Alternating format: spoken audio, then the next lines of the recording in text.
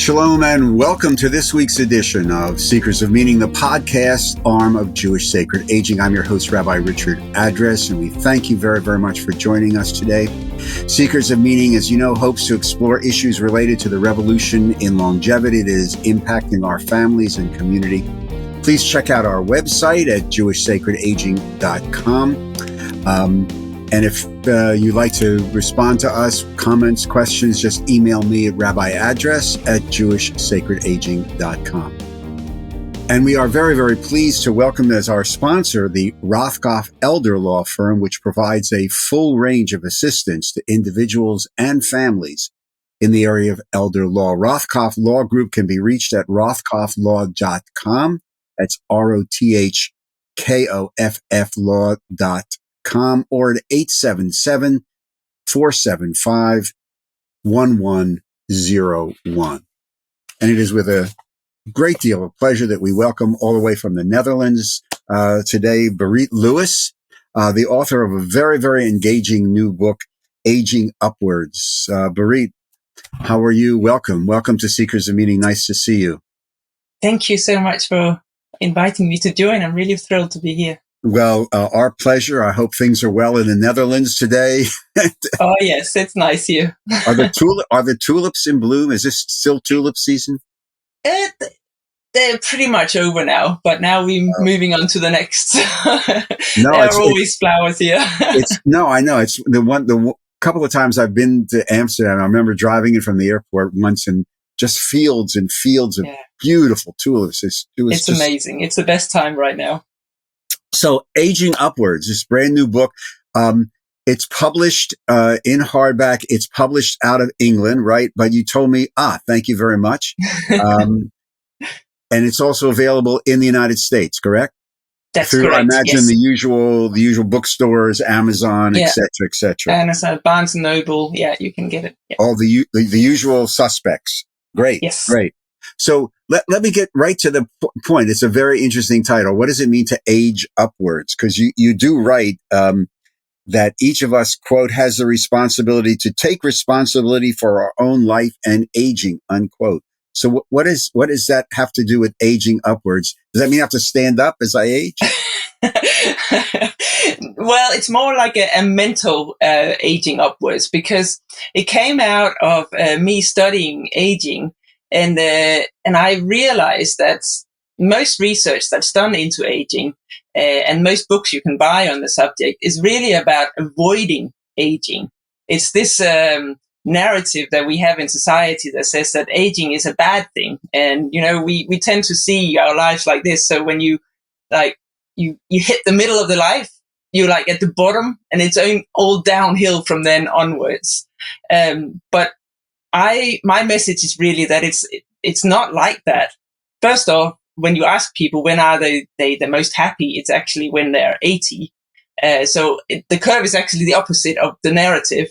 And so my book is really about confronting that narrative and trying to help us to reframe aging, to see it as something where we can grow from it, and also it's the mindfulness perspective in it, in the way that we also naturally, when we're born, we have this caveman brain of ours that's trying to keep us safe, and all these urges to react in certain ways to life's difficulties is about avoiding it. But I'm saying that when we age, these difficulties that we meet is actually an opportunity for growth, and it's part of life.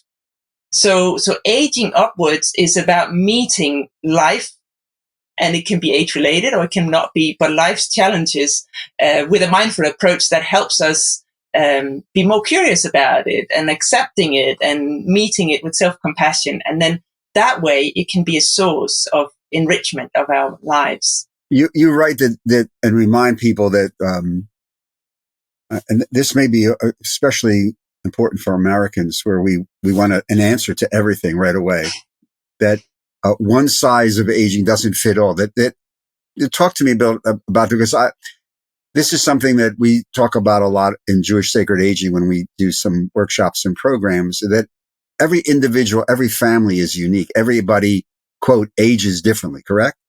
Correct. Completely. Yeah. And I think this whole idea of, because there's been so much research done into how to stay young, Right. the longevity part of it, we talk about successful aging. And there was also a time where we said we all had to age gracefully. And I think that's not the right way of framing it, because what is successful? Like, is that not to age? Is that actually to die? Or is it to stay young, which is also, we can't do that. It's natural to age. So, sorry, now I've lost the point there. What was the question? About one size fits all. Oh, yes, about one size fits all. Yes, I think so. My book is really, it's not giving the answers to how to age, because I think we all have different ideas what it is that's important to us and what matters to me in my life. And I don't think you can tell people how to age successfully. And I think it's putting people in a wrong, like they're bound to fail if we have this idea that there's one way of aging successfully. I think it's about looking inside and seeing, now that I've come to this last phase of my life, what is really important to me? How do I want to live my life? Who do I want to be? And how do I want to meet the world? And then let that be the guiding tool or the guiding compass for making choices in life. And that's different to everybody, because we all have different values. Do you think people are afraid to really do this? I mean, to really confront and ask themselves, what do I really, really want out of this last stage of my life? Do you think there's a fear factor in that? I think there is, because when you are invited to meet all your old habits and all your ways of responding to life and your old beliefs, like we have this idea that whatever I'm thinking is the truth, right? Because it's me, it's coming from me. That must be the truth. But when you actually really go in there and curiously ask yourself, what have I been saying to myself my whole life? Is that actually true? And I think that takes a lot of courage. And it takes a lot of compassion as well, self-compassion, to be able to meet that. Because to be able to face, let's say you've told yourself your whole life, I'm not good enough. And to actually face that is difficult and hard. So yes, I think it's a lot. It can create a lot of fear. And it can also create a lot of fear because going older is associated with difficulties. We can expect that there will be challenges, physical, but also mental challenges, cognitive challenges. And of course, that's not easy to embrace. So it's something that takes a lot of courage. I think it's hard. But I think if we can do it, I think we can actually go beyond this fear and let it be a source of inspiration.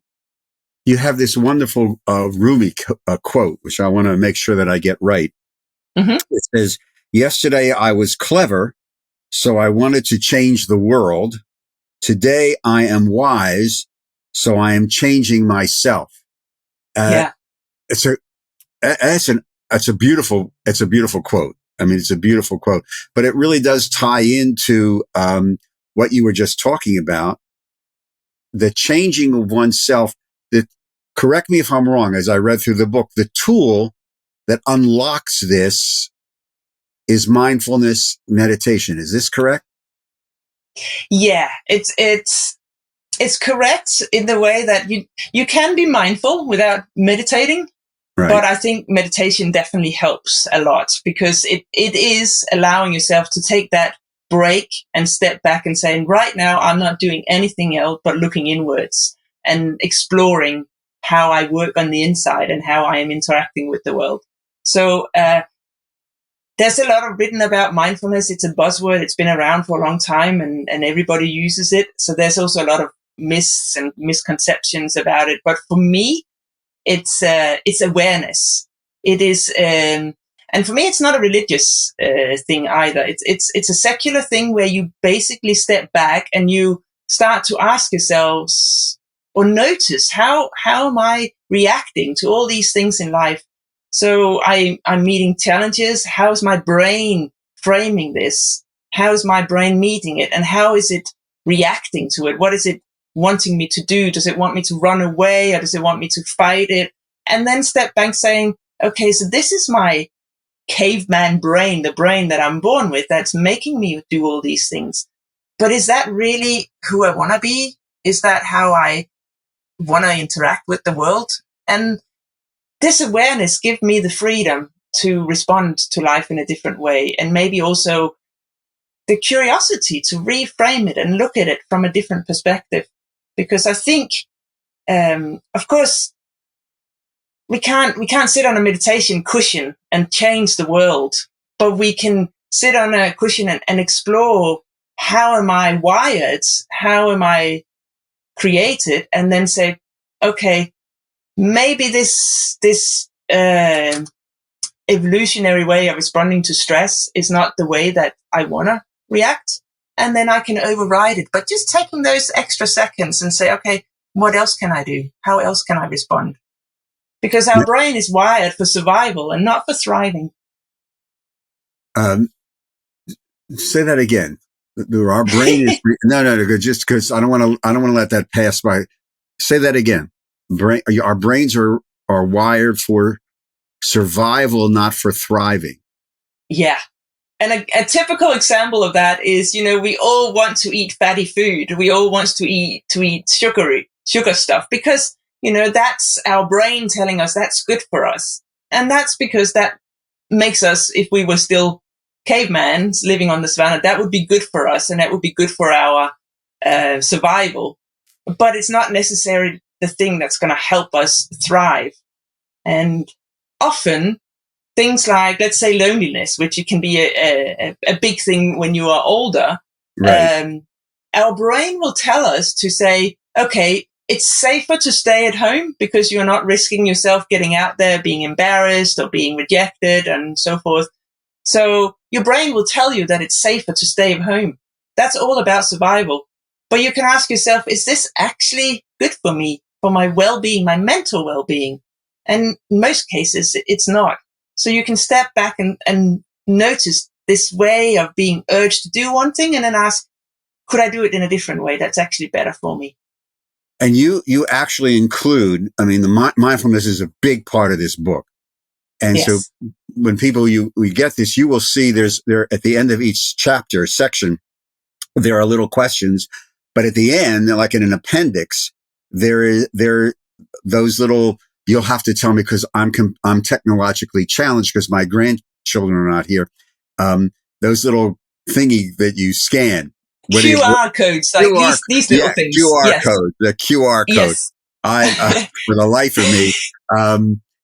But you can scan them with your phone, right? And it gets the meditation exercises that you build into the book. That's correct. Yes. So it helps you. I will guide you through it. And you don't have to sit and meditate because that's difficult for people who's never meditated before. And then I will guide people in questioning things and noticing things. Yeah.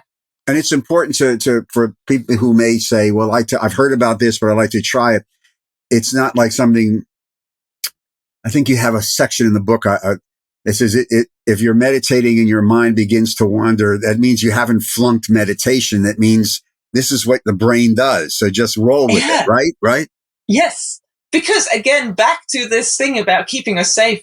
Of course, our brain will scan the environment for anything that's dangerous. And that's what we do. It will go off somewhere and thinking, oh, I should do this instead. Or what if? And it will continue to do that. But we can train our brains to actually be more focused on whatever it is. Because right now our attention is the way we teach our brain, the way we grow up right now with our computers and our phones and the multitasking. We're always on and we teach our brain that everything is important. So every time we get distracted, we tend to go along with it and let ourselves be distracted. But the skill to focus is actually something that we can train, just like playing a violin or learning to play soccer or whatever.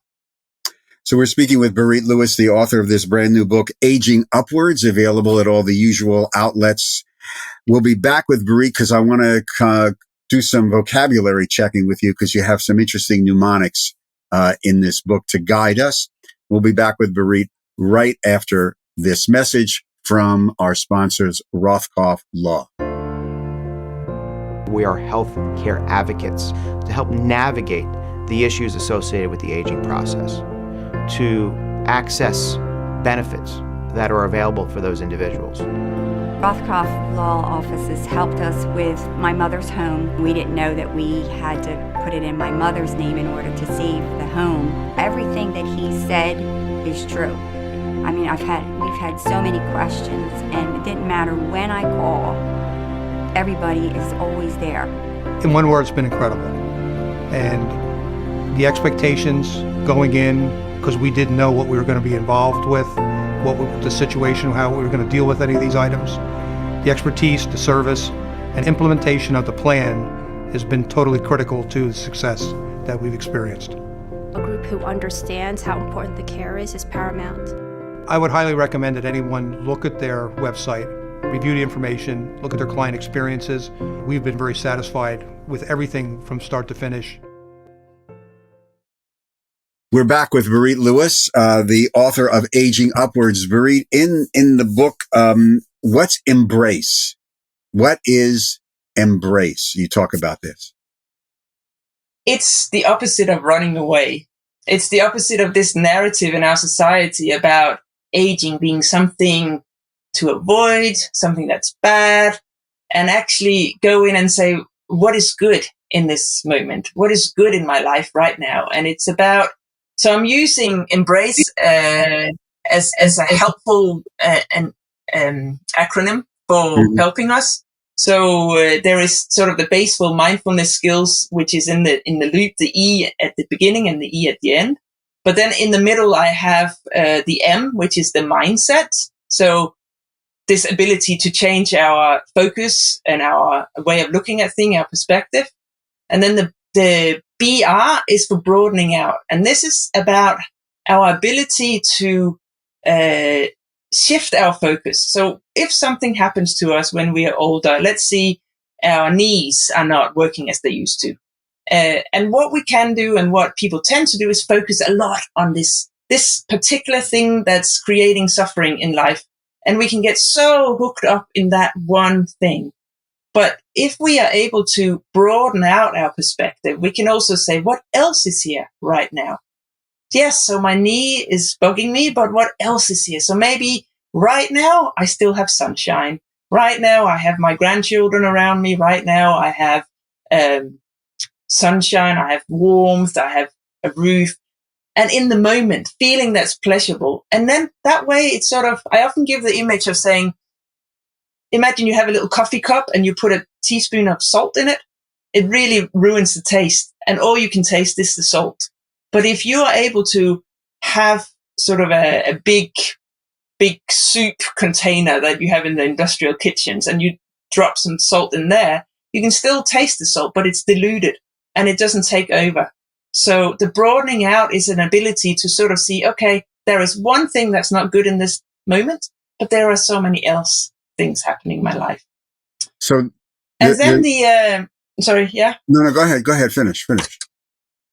Okay, and so the next one is the A in embrace, and that's for affection. So meeting things with self-compassion, because we have a tendency to treat ourselves really badly. And if we do something wrong or if something's not working the way it should, we'll blame ourselves and we'll call ourselves different things. But we can meet this with more kindness and saying it's okay. It is natural to be human. It's natural to fail. It's natural to age. It's natural to have difficulties. And then the last thing is adaptation or committing to change. So it's not about just sitting on the mat, as I said earlier, and think about things in a different ways. It's actually to go out and adapt. So if I can no longer walk because my knee is troubling me, what else can I do then? Can I maybe bike or can I swim or what else? What that gives me pleasure still. So that's the embrace framework that I suggest in the book. It seems to be, I know in our tradition, when we talk a lot about aging, we always emphasize, the concept of gratitude. So it seems in the embrace formula, there's room for that idea of gratitude, of focusing on the blessings in life, even though you may have lots of other issues. And Yes. as we all get, everybody's going to have something. Everybody's probably going to have something. And That's there are life, people who, right? there are people who just curl up because I have something. And there are other people who say, okay, I got this, but it's not going to stop me from going here with my grandchildren or playing tennis or going on this trip or anything else like that. You also have this wonderful, and I want to make sure I get the quote correctly, by Viktor Frankl towards the end of the book that I wrote down because it's just a very interesting image. So I want to ask you about, it says, quote, between stimulus and response, there is a space, and in that space lies your freedom, unquote. What does that mean?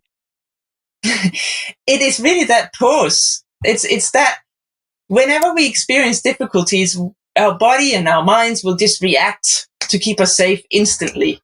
So if somebody says something to us, we might habitually respond aggressively, or we might habitually shut it down or whatever, that depending on the way we brought up.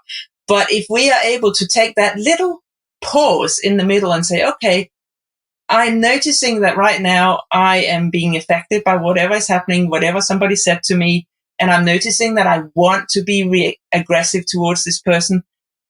And then you just take the break and say, okay, but what is the right way for me to respond to this? Who do I want to be as a person? And what is benefiting me in the long run? And that little pause, that's the space between stimulus and response. That enables us to respond to life in a different way. And it could be the skills in the Embrace framework, for instance. So to meet the challenges and respond instead of just instinctually react like we tend to do. No, and that's our freedom. It's very interesting because there's part of our tradition, which basically says you don't, in a moment of crisis that's not the time to make a decision. It's sometimes you just step back, just let this be, let this new situation just get used to, and then you can decide on a more systematic, rational, spiritual, fill in the right word. But that's why I think, because the Frankl quote was that space, that a lot of people don't give ourselves that space. That's right. It's a reaction. You have this. And physically, I can even say, physically, it even helps us to think about it. Whenever we experience difficulties, it's our really basic part of the brain, the inner part of the brain, that signal will come to first. But what we can do when we just take that pause is actually to let this smarter part of the brain make the decisions. And that's really what we're talking about, that millisecond for the signals to go from here, our reaction, and up to a smarter part of the brain. And that's where I would imagine the mindfulness training is very, very important. So you've trained your brain to just say, just time out. Let me just sit on this for a little while. Right? Okay. I mean, okay, translating that into New Jerseyan. Completely correct. Yes. Okay. Okay. There's a Talmudic expression in our tradition from one of the ancient texts, which basically says Sheva al ta'aseh in Hebrew, which basically means, listen, just wait a minute. Just wait a minute. Just sit down. Just wait a minute before you jump to conclusions, start doing anything.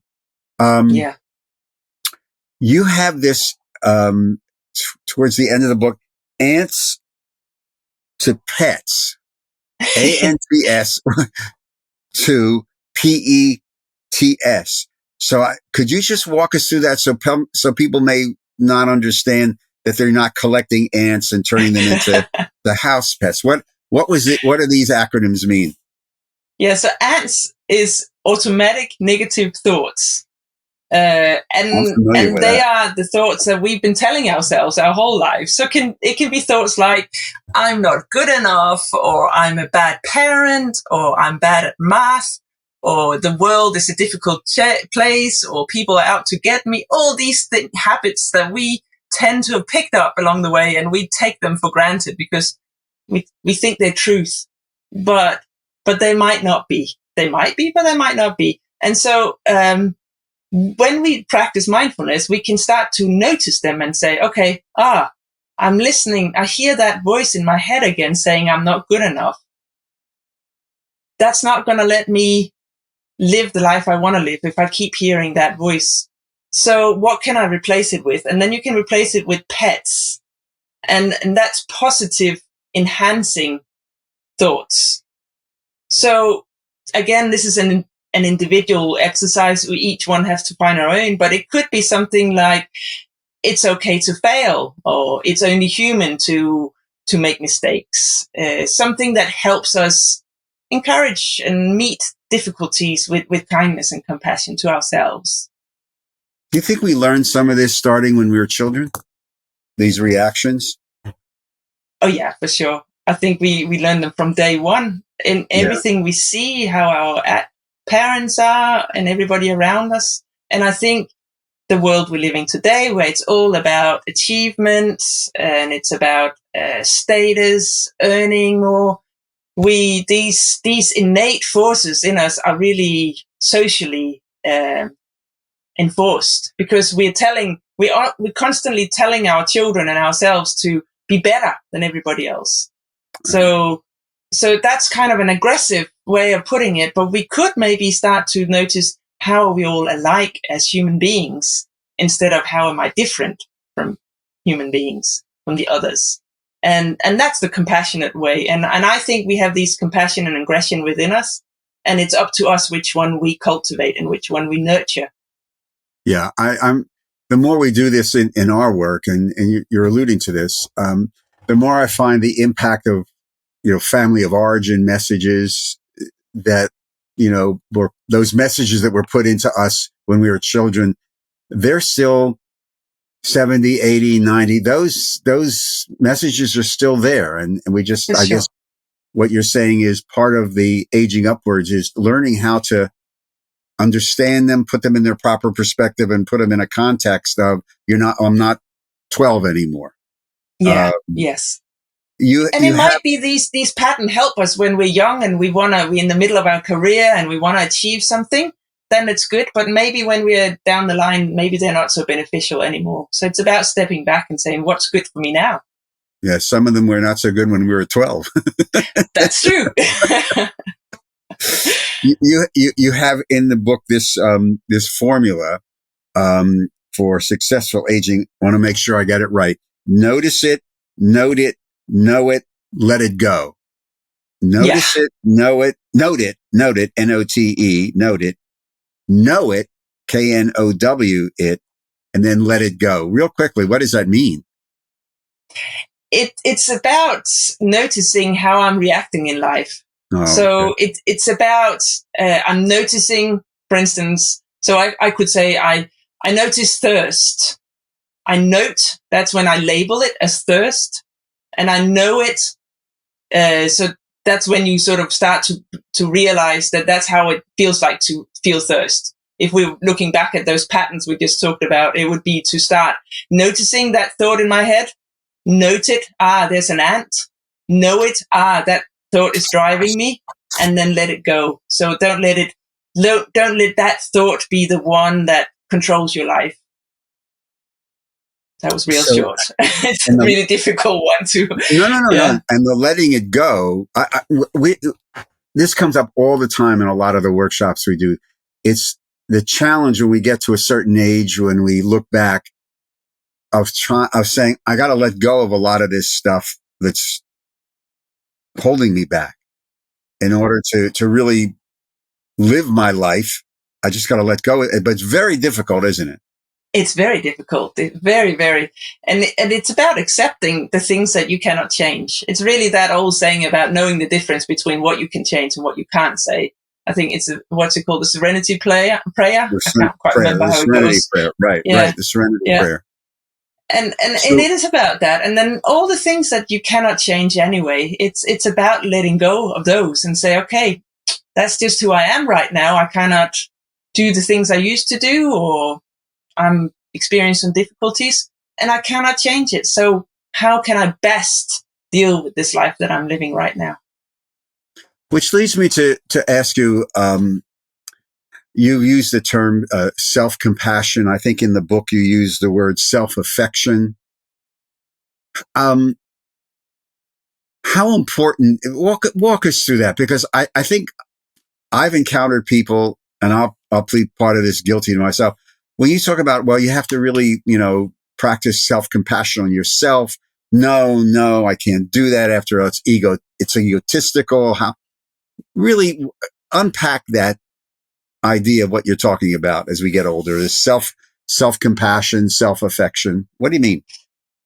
So it's about meeting the things that, let's say, if we brought our children up the same way that we think to ourselves, like let's say we have a 1-year-old that's just starting to walk, and that kid is falling down all the time. We would never tell that kid, "Oh, you stupid idiot, why can't you walk? Get yourself together." But we tend to say that's the same thing to us. And I think instinctually we know when we're dealing with our friends or with our children or parents that we're not encouraging people to learn new things if we are telling them off. And it works exactly the same when we're inside, when we talk to ourselves. If we are always telling ourselves off for not being good enough, for not doing our best or making mistakes, we're also going to have a fear of trying again. Right. And that way is not really something that's encouraging us to become better human beings or more skillful at different things. So we think we have to be so hard to ourselves to make us any better, but I think actually it's a wrong strategy. And it's a skill. And I know I see that all the time when I teach mindfulness. People say, when I'm trying to teach them self-compassion, they're saying, "But I'm not worth it." That's what they're met with. They're met with this voice that says, "No, I'm not worth it."